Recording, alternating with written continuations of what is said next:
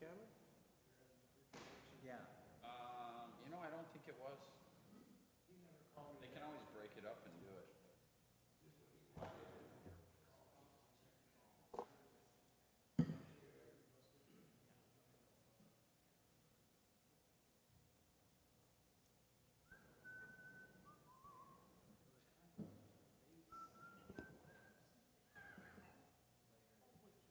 How old are you? It was so while you work after eating some corn dog, and we're going to have us a meeting. They signed it. I didn't.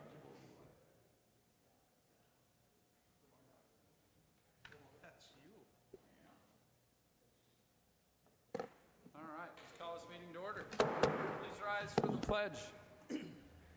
I pledge allegiance to the flag of the United States of America and to the republic for which it stands, one nation, under God, indivisible, with liberty and justice for all.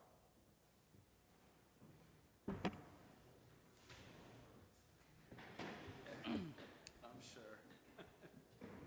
All right, thank you, everyone. If I could please get a motion to approve the agenda. I'd like to make a motion to approve the agenda with the following amendment. I'd like to remove item 7.6 from the consent agenda. For discussion? Yes. Okay. I'll second. There's a motion and a second with the addition to remove 7.6 for discussion. All in favor say aye. Aye. Any opposed? Motion carries. We have no reports. We have no public hearings. May I get a motion to approve the consent agenda minus 7.6? So moved. Second. There's a motion and a second. All in favor say aye. Aye. Any opposed? Motion carries. Let's talk about 7.6, closing streets for Steamboat Days 2016. I'm in complete agreement with the resolution as far as the streets being closed, the times, all that. I just wanted to change something in the first whereas. The city of Carver has celebrated its heritage for over 35 years with a Steamboat Jubilee. I would like us to change that to over 40 years because I'm pretty sure it started in 1973, but I do know for sure there was a Steamboat Jubilee in 76 because I have a button from it. I wasn't there. I was 8. So I would make a motion to approve Resolution 139-16 by just changing over 35 years to over 40 years. There's a motion on the table. Is there a second? I'll second that. There's a motion and a second. Any further discussion? All in favor say aye. Aye. Any opposed? Motion carries. Thank you for that. That's well caught. We have no unfinished business. Let us move on to number 9, Ms. Nash. 9.1, request for proposals on 926th Street West. Thank you. In your packet is a draft request for proposal for your consideration and approval this evening. As a bit of history to anyone watching, this is a request for proposal for a development. Could you raise your microphone just a little bit? Thank you. You're welcome, Michael. This is a proposal to select a development team for the Lenz and Bus Garage property. The city did purchase that property in December of 2015 from Mr. Lenzen. We previously completed the Phase 2 environmental assessment and the limited site investigation that you authorized Terracon to perform earlier this spring will be completed this month. The Planning Commission worked with staff to prepare development objectives for the project. They had a preference towards senior living choices, whether those be owner-occupied or rental options. They thought either of those would be appropriate for the site. They were looking for something that was more of a moderate price point. Given the existing conditions on the site and the neighborhoods around the site, their preference would be that the existing berm and associated trees should remain or replace those existing trees with additional species and quantity of trees to provide a buffer around the site, and that the building shouldn't be any more than 2 stories in height, in the possibility that you could receive proposals for something of more of an assisted living type of an option than owner-occupied type of housing. They wanted the appearance to look residential, not commercial institutional, with some variation in the architectural features used on the building, and ensure that the development is complementary to the existing single-family homes in the vicinity of the site, and then that garden area or landscaping features should be incorporated into the site. The proposed schedule for the RFP is that we would solicit proposals from now until October 14th, when they would be due. It would then go through a staff review process that includes compiling the proposals, comparing them as much as we can to an apples-to-apples kind of comparison, as well as doing a financial analysis on all the proposals.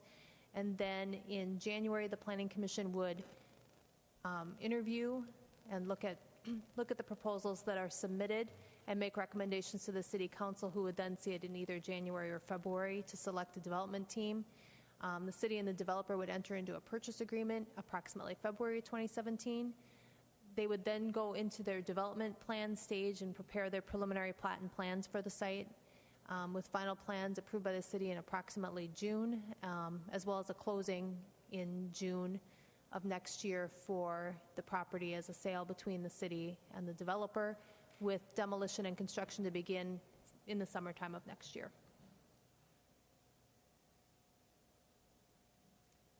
With that, I'm happy to answer any questions that you have about the draft RFP. And Just so that I understand the way that I'm seeing this, and I think this is a brilliant idea, but this is going to be pretty much run by staff and run through and decided upon with the Planning Commission's approval. we would coordinate soliciting the developers, answering their initial questions while they do their due diligence during the RFP solicitation period, and then the Planning Commission would review the proposals in January. And then Recommend it to the council, who would make the decision. Got it. Perfect. So I think it's great. Well done. Does anybody else have any questions? Do you have a ballpark of how many different developers you can be contacting? I'm sorry, I couldn't hear your question. Do you have a ballpark number of how many different developers you'll be contacting? We'll be sending it out to between 15 and 20 developers directly. We'll post it on the League of Minnesota Cities website as well as an open RFP. And Depends on how many want to respond. I mean, it does. Exactly. Yeah, so we'll send it out there, we'll advertise it, we'll do what we can and make sure that everybody knows that we're willing to work and have the process be what it is, and hopefully we get about 6 or 7 requests for proposal. Be great. Thank you. Anyone else? I'll make a motion to approve the request for proposals for the 920 6th Street redevelopment. I'll second. There's a motion and a second. Any further discussion? All in favor say aye. Aye. Any opposed? Oops. Motion carries. Mr. Merrick, 9.2, 2021 staffing plan. Thank you, Mayor and Council. This is a update from your work session at your last work session in July. We reviewed the draft, and so tonight we're presenting to you a consideration to adopt the 2021 staffing plan. So just a little background on the plan. It was identified within the City Council strategic plan to update the 2012 study. The update condenses it down to 5 years, a 5-year plan, as opposed to the last study that really looked at staffing out to 2030 with the kind of the changing characteristics of the community, as well as just the internal organization. Just felt it would be better to kind of reduce that amount of time and then look at that on a more consistent basis. We also took some time to look at the fire department staffing, and then again we reviewed this at the July 18th work session. A little follow-up on that 2012 study. We had the city engineer and city planner basically kind of chart out or map out what Carver would look like at 2030, which brought us to a population of 10,000, but we looked also at housing starts, probable infrastructure, which would include streets, utilities, parks, and so on. And if you recall, one of the major strategies that came out of that staffing study was a look at merging the public utilities and public works department, which is obviously something that has been implemented into our new public services department. We also studied options for an in-house planner. and the city council adopted the plan in August of 2012. So just a breakdown of our full-time, staffing history. As you can note, the city basically operated with 2 full-time staff for much of its history. Back in 79, a superintendent was hired, and in 87, a full-time city clerk. To the right, you can see the 2016 position holder, so obviously the people within those positions have changed. And if you recall at your last meeting, you changed the title of public services worker to public services technician, so it's a title that maybe not everyone is familiar with. So the staffing study reviewed from that 2012 study. Again, we looked at that planner position as a part of the 2013 budget. The city council decided not to move forward with that position. And the 2020 public services tech was actually funded and approved and brought on. Jacob Holder is filling that position, and he was appointed in June of 2016. Staffing study kind of going to 2030. And one of the reasons why we chose to decrease the number of years, as you can see, we have a public services director planned for 2030, obviously. We moved that up, and that's one of the things that's going to happen, frankly, with any plan is a retirement might occur, a new opportunity or challenge might present itself, and you're going to have to be flexible. So it's actually a good segue into what we're asking the council to consider tonight is adopting the plan. So just because there's a position within this plan, just like we have plans for our infrastructure, for street improvements and infrastructure or water and sewer improvements, each one of those items needs to be separately brought to the city council. So the first step in that process would be the plan, but then the second step would be our annual budget process. So we need to tell you how much that position is going to cost, and so your step would then be to approve that budget. But then the third piece is we need to bring that position to you after the budget's been approved and say, can we go out and hire this position, and then you'll end up appointing that position. And so there's a multi-step process. Now what you're doing is you're setting the vision of what you'd like to see happen, but from year to year that could change. But as goes our infrastructure plans, our capital equipment plans, this really kind of helps us chart out our needs and what those costs would be down the line. So one of the things that we wanted to take a look at that's impactful is population forecasting. In the 2012 study, we had our 2021 population at 5,145. Based on our current projections, we have that going up to 5,892. And one of the reasons why we believe that is occurring is the announcement of the new elementary school. And we're confident that we probably haven't experienced the full impact of what that school is going to do. But at a minimum, we're speculating that we're probably going to be adding 1,500 residents in the next 5 years. But I say that with the condition that, and we all know that just going back to our last comprehensive plan, population forecasting and what happens in the housing market can shift wildly and dramatically. And so we'll be looking at that every year, and that'll be part of our analysis when we actually bring a position forward. Do all the same criteria? Are they still existing? Do we still have this need for this position? Can we possibly move it back a year or two, et cetera? But based on permit applications, the streets, utility bills, the process, et cetera, we'll be able to monitor that on a consistent basis.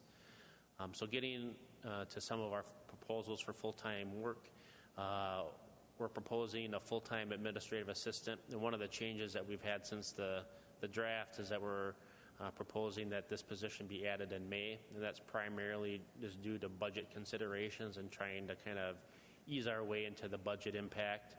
But all the things that you'd think about with resident services would be performed by the administrative assistant, providing us that additional level of service, but also department support, so for public services, building inspections, and so on. But also one of the things that we've really, I think, intended to and have increases our communications, and so this person would also help out with web-based and other correspondence both internally and externally with residents and developing that. Be a pay grade 6 and be supervised out of the city clerk's office. The next position, and for those that are kind of new to this subject, it's more of a story as opposed to just a straight up position. that we're talking about. We wanted to, because I think in order to look at this position, you have to understand where the city of Carver is with its fire department and fire departments in general throughout the state. And so here's a picture of the city's fire department, estimated to be from 1974, and it exemplifies kind of the club department that fire departments, not just in Carver but throughout the state, kind of acted on. You know, volunteers. In a lot of cases, fire departments were started before the actual city was formed, but there's a loose affiliation with the city, so it wasn't in what we know as treated like another department within the city, like public services or building inspections would be. But that a transition of culture has occurred throughout the last couple of decades, where you'll see memos from the League of Minnesota Cities looking at liability issues. One of the things that we went through probably about 5 or 6 years ago was transitioning from a set of bylaws that was adopted and voted on by the membership to a set of standard operating procedures, which was developed by the department, but then approved by the city council. And so for the purposes of this discussion, we've compared the two as a club department and a city department. And so in that kind of club department era, a new firefighter was voted on by the membership, based on whatever criteria that they had.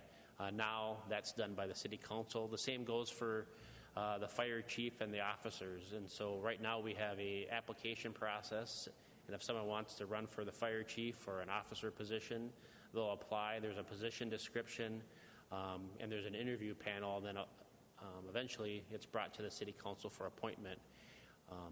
So we have those standard operating procedures. In that club era, there are rules and procedures that were developed through bylaws of that membership. And then as something as kind of gets into that club city pieces, there's a social aspect that's different from what the communities find acceptable at this point in time, where alcohol was allowed in the fire barn, where alcohol right now is prohibited at the fire station. A couple other pieces, there's numerous social gatherings, and they responded to the, and maintained equipment. And now they have policies and the city council to ultimately be responsible to. But they also have detailed reporting, purchasing policies, advanced planning, development review, and so on. And essentially, even though these folks are paid on call and they're paid for training, et cetera, they have other full-time jobs. But as a city, as an organization, we have the same expectations that we would out of public services or building inspections, but they're not essentially running as a city department with the full bevy of resources. And so one of the pieces that we pulled is from an article out of the Star Tribune that gets at a quote from a full-time fire chief out of Spring Lake Park, Blaine Mounds View, that talks about a hall volunteer chief really struggles to try to manage that and manage the challenges of running the fire department. And if you look at kind of what we ask of our fire chief, even if you just set the person aside to say, okay, what do you want the fire chief to do? Right now they're managing 28 part-time employees of the city. They serve as the city's emergency management director, second largest budget in the city. They prepare the first draft of the budget. They monitor equipment. They represent us with other law enforcement and emergency management agencies. And if you look at all these pieces, they take all these on after their full-time job, and they do it on nights and weekends, more or less operating as a volunteer. And so, and that's addition, that's it. That does not even to mention all the calls and the reporting that they do. Those are the kind of the day-to-day office pieces. And one of the things that became apparent as we started studying this is that a lot of folks, when you mention full-time fire chief, kind of the first reaction is Carver big enough for this? And there's a comparison to other cities, and I think all those thoughts are valid and a part of the discussion that the city council should have. But I think there's a story that cities have gone through the same piece when you talk about city administrators in the 70s and 80s and getting used to having a full-time staff person on to do the city administration work, where city clerks started off in that same kind of volunteer piece. If you look back to when the city clerk was first brought on full-time, it wasn't until the 80s, and you think about all the work that a city clerk does on elections and accounts payable, receivable, et cetera, and it took cities throughout the state some time to get used to that, where they started off maybe using an intern or part-time, or they shared with another city. And so you could kind of see the changing face of how fire services run, where you're seeing that a lot with kind of the entry-level firefighters, where cities are struggling to get people to respond to daytime calls because people are working outside of working outside of the city that they live in. But the next tier to that, I believe, is fire chiefs. Frankly, is that we have a kind of a part-time volunteer fire chief, but all the rules of the game of running that department have changed from that club department area to a full-time area. And so it's a matter of how the city wants to look at that and invest in the future. And so what we're proposing, a slight change from the draft. We had it as 2018 in the draft. We're proposing, based on some feedback from the council, as a full-time fire chief beginning in the fourth quarter of 2017. Again, to kind of measure the impact to the budget. And also one of the things that we want to look at is FEMA has a safer grant program which would fund a full-time position, and this would give us enough time to apply for that grant and see what the potential budget impact would be. But we really feel like this would provide the community with the full-time resources to meet the new and frankly some of the old expectations that the community has. But if you think of the fire department and the services that we provide, but also the emergency management piece, where when we have a disaster declared in the city, the fire chief right now is responsible for his full-time job, and the public services director and I manage that coordination. And so there's an opportunity right there to provide some better service. We'd also look at possibly doing some code enforcement and safety officer work within this position to work on maximizing the investment. We also put together a preliminary position description and had Springstead grade that out, and so the base level salary for the position would start at $74,351. So that position would also take a little bit of onus off of some of the other department heads in terms of OSHA training and OSHA safety and things like that? Correct. So as the two examples up there on the safety side right now, Brian Skoke is kind of heading up the safety piece of organizing that, working with our consultant and keeping records, et cetera, leading the safety committee. So we'd pass that along to the fire chief. We'd see some synergy there. But also code enforcement, like as an example, Mark will go out and write up folks for tall grass and weeds. See that and maybe some other pieces as a potential opportunity for the fire chief to take a look at as well. And I'll get into kind of the budget impacts as we go on. Full-time building inspector proposed in 2019. We proposed to convert the part-time position into that full-time. And this is one of those positions that can frankly be easily changed, because the permits tell the whole story. And so if we're slower in permits, that's something that can be delayed based on our forecasting. Well, we feel like there's going to be a need there, but if we have maybe half the amount of housing permits that we think are going to happen, but we'll have maybe two big box retailers and an industrial building going up, well, we might need to add that full-time person on. The thing that we mentioned at the work session, and I'll mention tonight, is once we pull the trigger, we want to make sure that we can keep that full-time person on board, because there's benefits aligned, and some, depending upon who we'd hire, you might have to, somebody might relocate, and so we want to be caring of that person's investment into the city as well. Other areas to consider: part-time and seasonal. We'll address those on a year-to-year basis, and that'll be additional building inspectors, administrative assistants, and public services seasonals. So a summary of the plan. In 2017, beginning in May, the administrative assistant, and in October, full-time fire chief. Then January of 2019, the full-time position for building inspector. And we did a comparison with both what we're at currently and then what we'd be at plan's end, and you can see that distinguished by department. One of the other pieces that we took a look at is how do we compare, and so we looked at the city of Victoria from where they're at today at the 8,462 to where we're at today and then where we're projecting to be proposed at. And if you look at our last study, we had a lot of other cities in that analysis. And one of the things that we purposely tried to do was just look at one companion city. And the analogy that we used during the work session is it's like deciding what you should get for your own groceries by looking at what your neighbor gets for theirs. And so where does the city council want to invest its money? You'll see that from every city, they'll have different departments and different investments from, and sometimes it's, do you contract for police service or do you have your own police department? You'll see every department is somewhat different.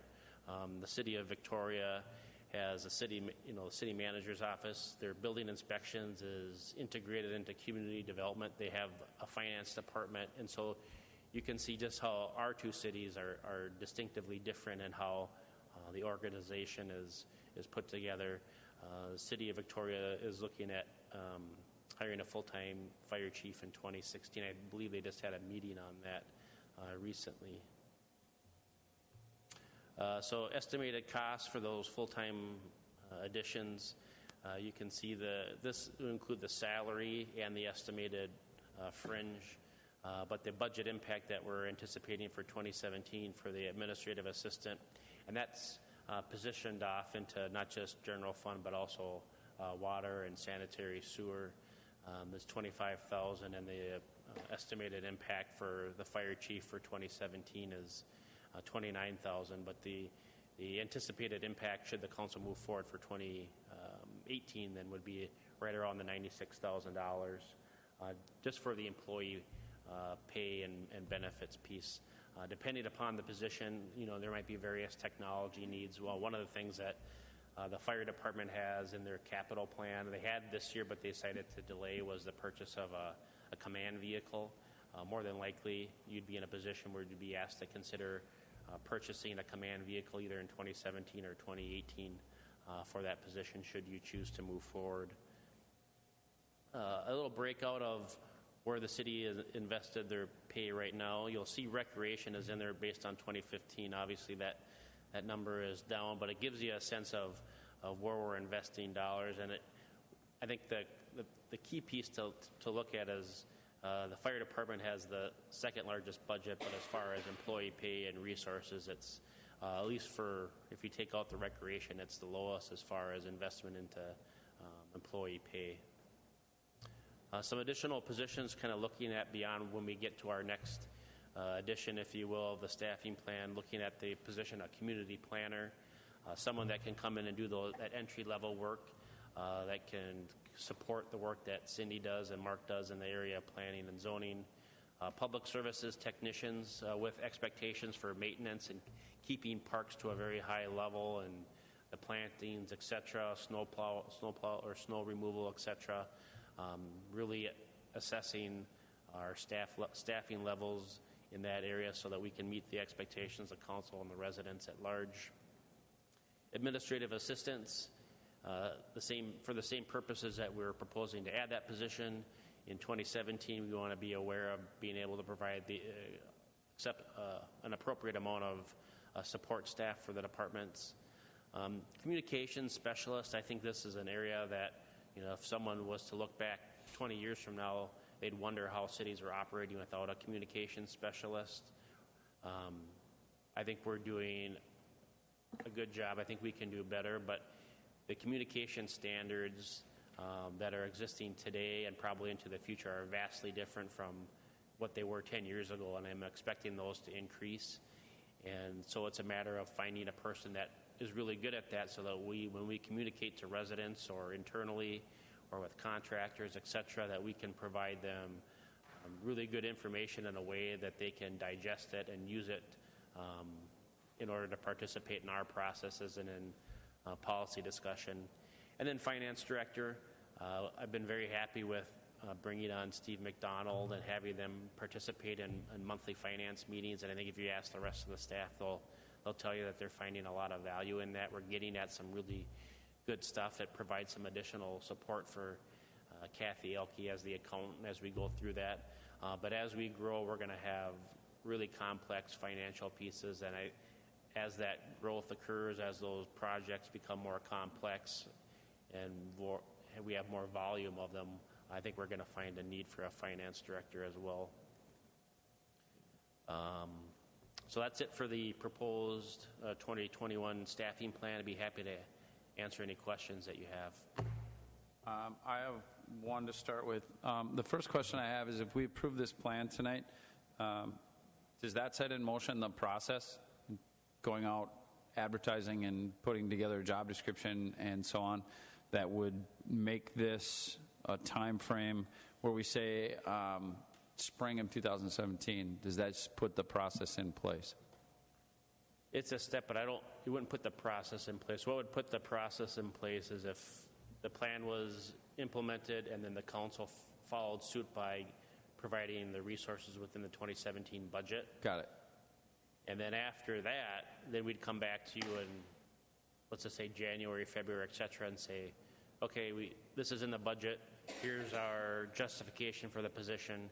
Can we go out and hire? So it'd essentially be a 3-step process. And then the 4th step would be the actual appointment of that person. So the first step is to approve this staffing plan. Second is to make the resources available. Third is the interview and hiring decision. And then the 4th is to make the offer and have it be accepted. Correct. So if, by way of example, if you just said, hey, fire chief, we like the idea, but it's a 2020 thing, then that would provide staff the feedback where when we present the first draft of the 2017 budget, you're not going to see the fire chief position in there. Got it. Okay. Well, this is thoughtful and well put together, and I agree with all of it.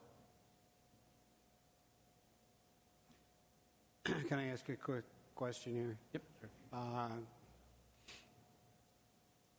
Assume the referendum passes on the city manager.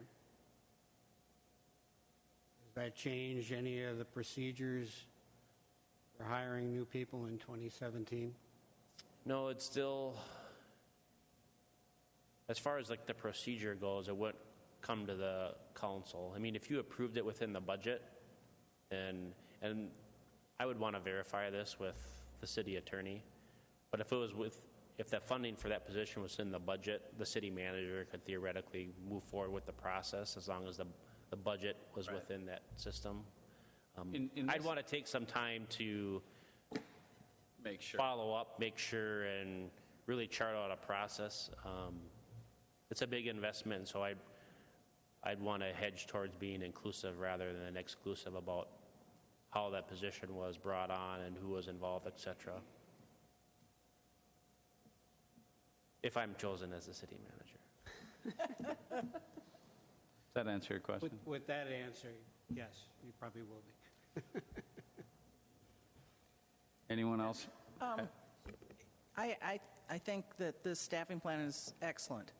I have a question or a concern, not really question so much, about, and while I think it would be good for us to go ahead with a full-time fire chief, I just want to know how this is being broached with the fire department. I know that, like, the fire chief, current fire chief, Dan Myers, seems to be very much in favor of it. I'm just wondering what kind of reaction we're getting from the fire department itself, or is there no reaction? I haven't received any. Prior to meeting in the work session with the council, I mentioned it to, or had the discussion with Dan Meyer, as well as his assistant chiefs, Alex Robb and Phil Clay, and they were supportive of the concept. Okay. And I welcome Dan to share the copy of the presentation with the rest of the membership. I haven't received any feedback from the membership or Dan as to whether or not they're supportive of it or not. Okay. I haven't received any. How about the Township? the townships? Have So- you heard this? Yeah, I sent an email out to both Dahlgren and San Francisco, letting them know that the city council was going through this process, not saying that it was a for sure. One of the things that I pointed out in our current service agreement with Dahlgren and San Francisco, our fees related to staffing are limited to, this is from memory, but I think it's 5% administrative costs. Yep. Based on what the actual budget is. And so my note to them was, as the contract stands, they wouldn't be responsible for any of the salary or benefits for the fire chief because the agreement sets a cap. It's somewhere between 3 and 5%. And we are scheduled to have a fire board meeting later on this month, so we'll get some additional feedback, ask questions, and frankly, a lot of it will be based on what kind of feedback we get from the council tonight. Okay. Anything else? Make a motion to adopt the 2021 staffing plan as presented to us. I'll second. There's a motion and a second. Any further discussion? Motion Thanks. is? I think they did a really great job. I Thank you very, agree very completely. We did a nice job hiring city administrator. much. Yeah. There's a motion and a second. Any further discussion? All in favor say aye. Aye. Any opposed? Motion carries. Let's move on to what I think is fascinating and I think a brilliant move as well. 9.3 fund balance policy, Mr. Merrick.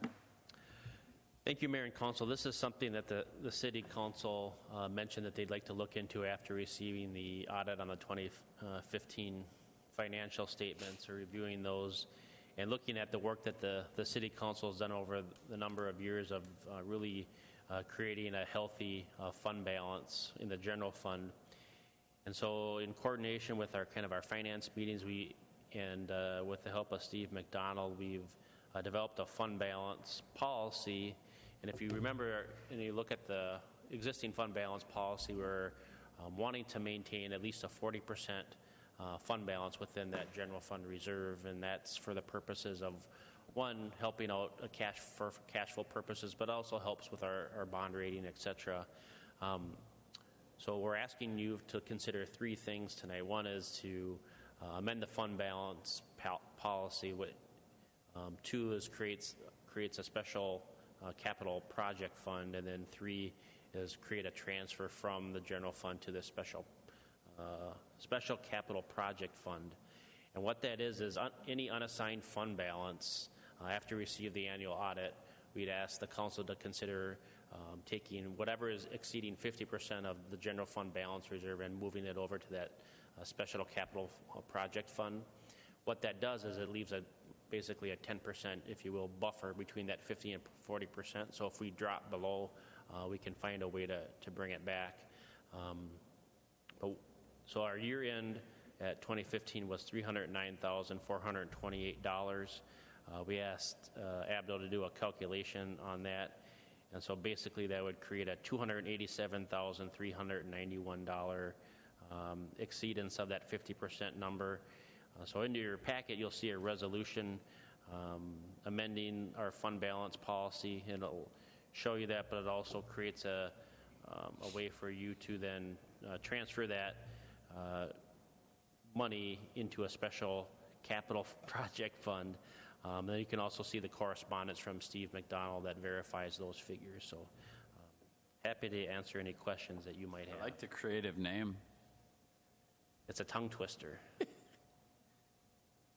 I think this is great. It provides the stability that we need in terms of a bond rating as well as cash. It also frees up some monies so that we can do some other things and not have it come directly out of the general fund. And it provides nothing but flexibility while creating stability. And I think it's fantastic. Stuff we don't have to bond for. I just want to bring up an issue, or an issue I see with this. So this money, this surplus, basically budget surplus, this is a plan of a bucket to put it in. Correct. But it's a bucket only for capital expenditures, correct? Well, we call it special capital projects, so there won't be something only the special ones? Only the special Okay. ones. So as an example, you'll see in the next agenda item, legal fees. I wouldn't consider that a capital expenditure. That's where the special comes in, where, Yeah. if the city council found that a project, came up, kind of by surprise or wasn't accounted for in a budget, give you the opportunity to move funds in that way.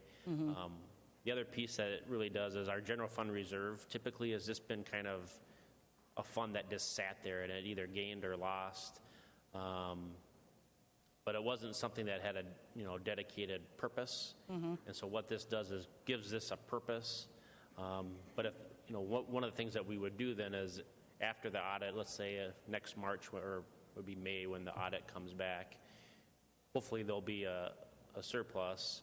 But we'd ask the council then by resolution to transfer funds into the special capital project fund. But within that resolution, you could provide the city with or the staff with additional guidance. So let's just, for example, say there's a $50,000 opportunity. You could say, well, we want $25,000 to go into the capital project fund, but we also want $25,000 to go toward the 28 budget to reduce the levy impact. And frankly, you could make that decision at any time throughout the year. We could get to the 2017 budget process in August, later on in August or September, and say, you know what, we want to do all these things in here. We're going to take 50,000, or you pick the number, to defray the levy impact. And that's kind of my point, is that to me, when we do a budget, I mean, I've been doing budgets for 20-some years here, and it is quite frequently in the next year we find out we have a surplus. But instead of pushing that money forward and defraying the costs of the next budget, we, I don't know, let it sit in the general reserve, I guess. So I was just wondering if we might want to think about having a policy that does push it forward to the next year to defray the costs of the next year's budget, or a portion of it, or something. One of the only comments that Steve McDonald made is that it'd be better to, when we defray if we decided to defray the cost of or the impact of the budget, to assign it to like a one-time expense, and not assign it to, let's just say, employee health insurance costs went up, and say, well, they went up by 15,000, so we're going to use the reserve for that, because that's going to be an ongoing. You're kind of just kicking the can down the road, and right. so. But what you're saying can be done if the council wants to do that. Yeah, I was just wondering if it wouldn't be smarter to do a broader thing like that than just special capital expenditures. I don't think so. I would agree. And the reason that I say that is that I like the idea of having a special fund. I think the idea behind the special projects fund is that we will have things that come up out of the blue that we look and we're like, okay, that's not budgeted for.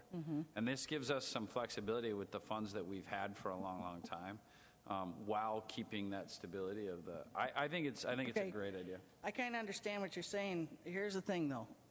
Our job is to do a budget for a year.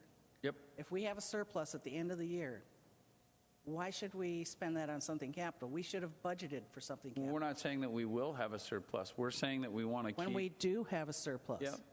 which we have had over many, many years, I'm just curious. But if there's no appetite for it in this council, then we won't pursue it. I think it's a really interesting idea from the standpoint, I think we're supposed to be accountable for those Yes. tax dollars. And if we're not using them for the intended purpose in the budget, to apply them to next year seems the most reasonable.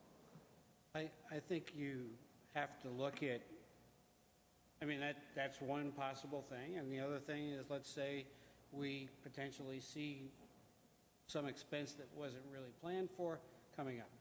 Let's say the river's rising and we need to put something on top of the levees. And FEMA's not going to cover it again. Or we have Water main break. problems with Village Hall. I mean, I think that's, every year you probably need to balance.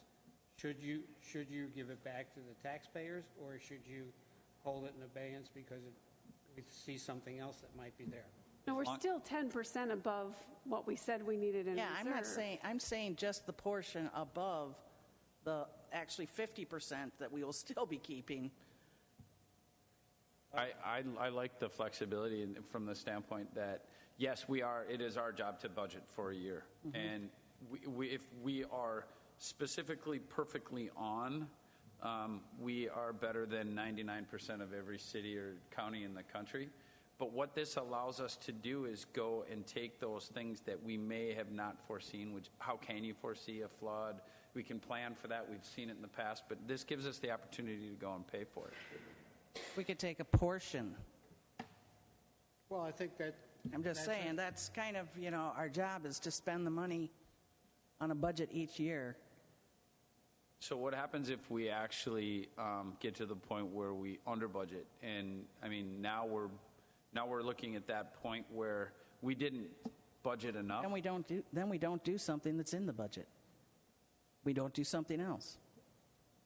I mean, that's what budgeting is kind of about. Well, I understand what I've done just as many as you have, and I think Quite.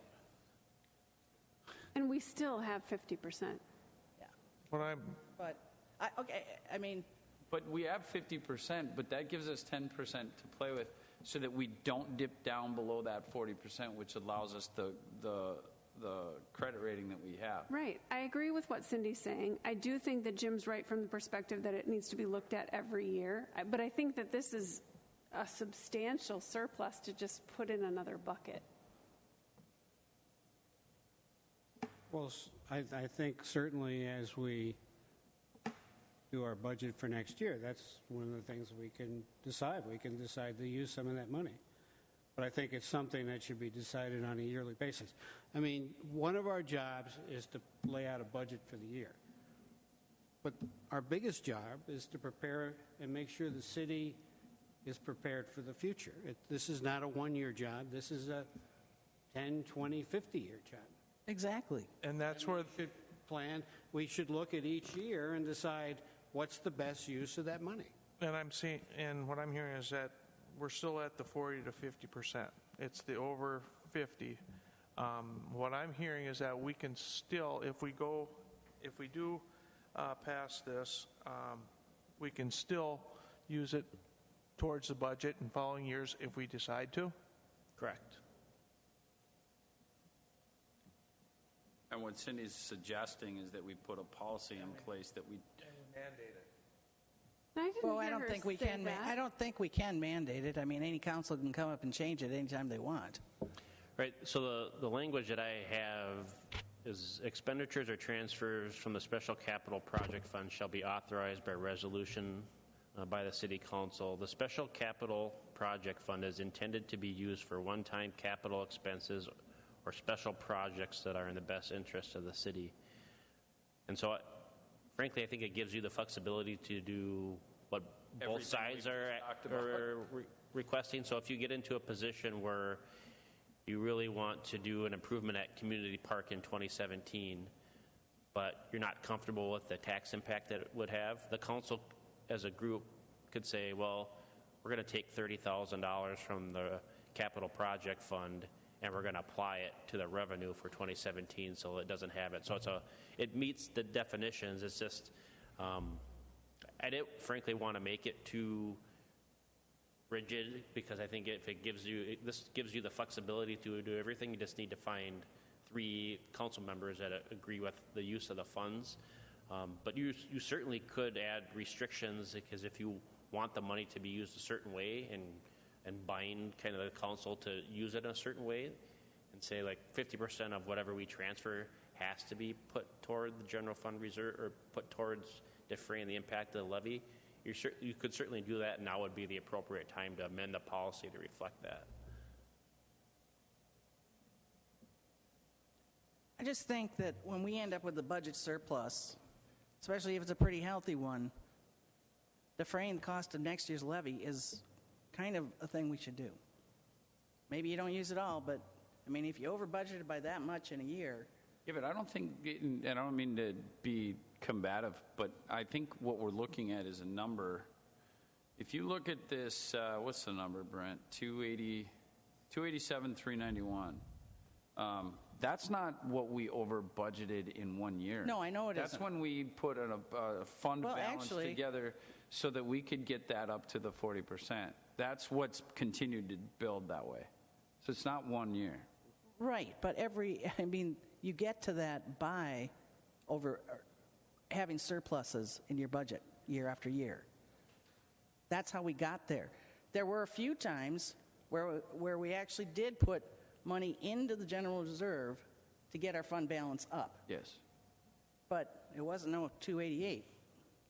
No, but I mean, Or three. when you say a surplus, it brings me back to the $8 billion that Jesse all wrote a check for every household. But got that's not what I'm $800. suggesting. Well, What I'm suggesting is to, what? I'm You not understand? saying that's what you're suggesting.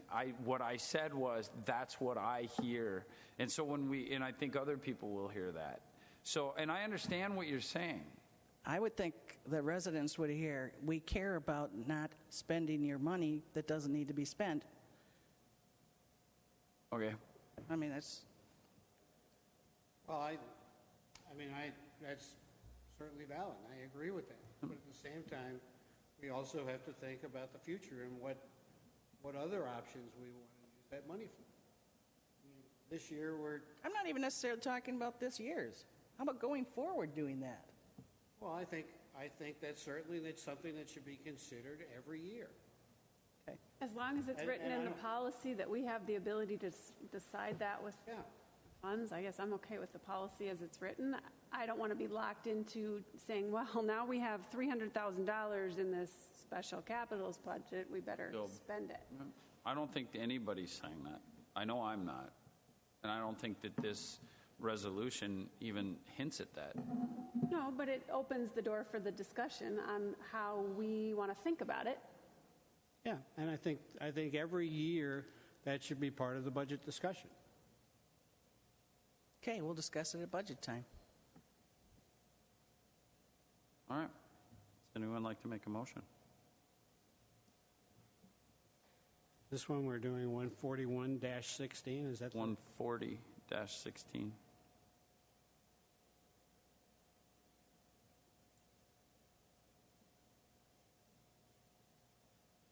I would make a motion to approve Resolution 140-16, adopting amendments to the fund balance policy and establishing a special capital project fund. I'll second it. There's a motion and a second. Is there any, you know what, I have to add to that. Authorizing the transfer of $287,391 to the special capital project fund. I'll still second that. Okay. There is a motion and a second. Any other discussion? All in favor say aye. Aye. Any opposed? Motion carries. Moving on to amending the 2016 general fund budget. Thank you, Mayor and Council. In your packet is a resolution that would make a second amendment to our 2016 general fund budget. We have four areas for you to consider tonight. One is professional services. That's to fund our community space visioning process. That wasn't something that was budgeted for in the 2016 budget. We have a number of $18,000 from Leo A. Daly. We added another $2,000 just in case there's some incidentals related to community engagement, advertising, etc. City attorney, the annexation appeal. I believe Larry Harris has given a higher, potentially a number closer to $25,000. I put a $20,000 number in there, figuring that if it got higher, that the city council would like another opportunity for discussion on allocating additional resources to that. The third piece is a median and sidewalk work at the intersection of Broadway and Main. I've previously sent out a sketch of that work, but essentially it's extending the sidewalk going, what I'll say, east to west, and making a more pronounced trail entrance, and hopefully an opportunity to kind of do some additional signage for the regional trail as well as the Minnesota River. And then the third piece, and this kind of gets into a little bit of the discussion for what the City Council just discussed, is the insulation for the church by the river. It's a $15,000 project. Now, this is something that Brian Skoke had in the 2017 budget in his initial draft. And seeing the benefit of insulating the church this year with the number of events that we have in here, it seemed like we could benefit by making this building more energy efficient. But what it does on the, kind of the backside is it takes $15,000 worth of budget impact on 2017, proposing that the council would want to do it, and lays it on 2016 using the special capital project fund. And as you can see, the budget amendment would authorize $65,000 out of that fund be used.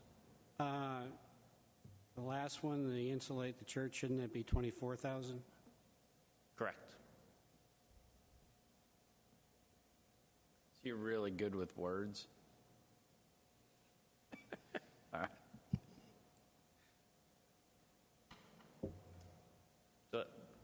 But the 26,000, it's the, so we'll take that to 24. The amount of the transfer is still the same at 65,000.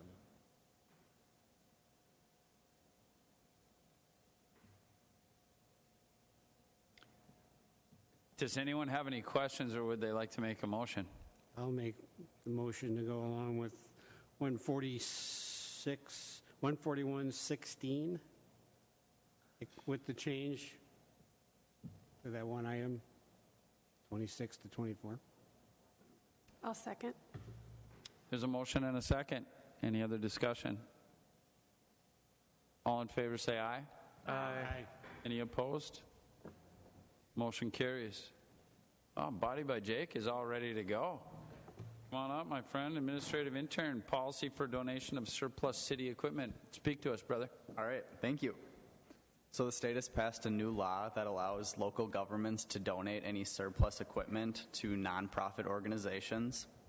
But before any surplus equipment can be donated, the city administrator must work with city staff to identify and determine the fair market value of that equipment.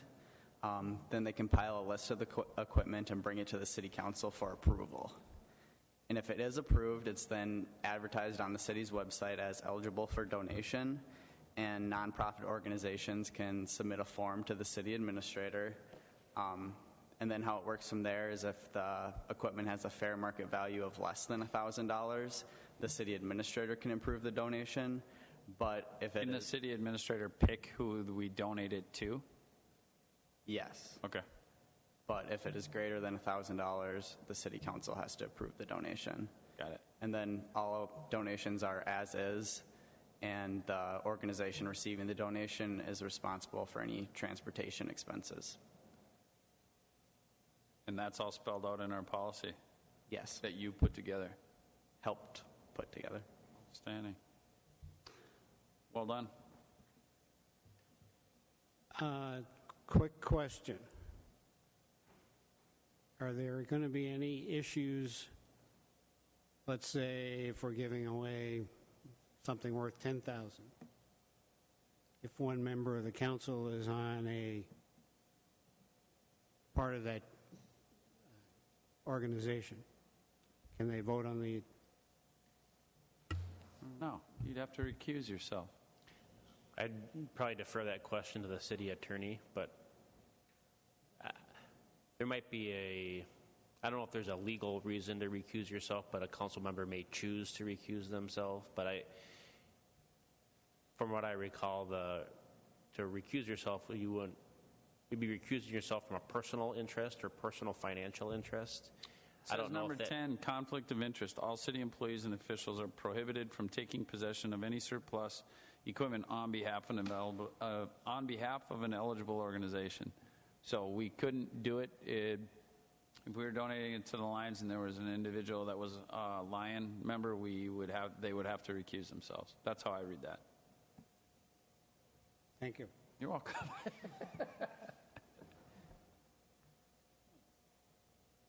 Any other questions? I'll make a motion to adopt the policy for donation of surplus equipment to a nonprofit organization. I'll second. There is a motion and a second. Any further discussion? Nice job, Jake.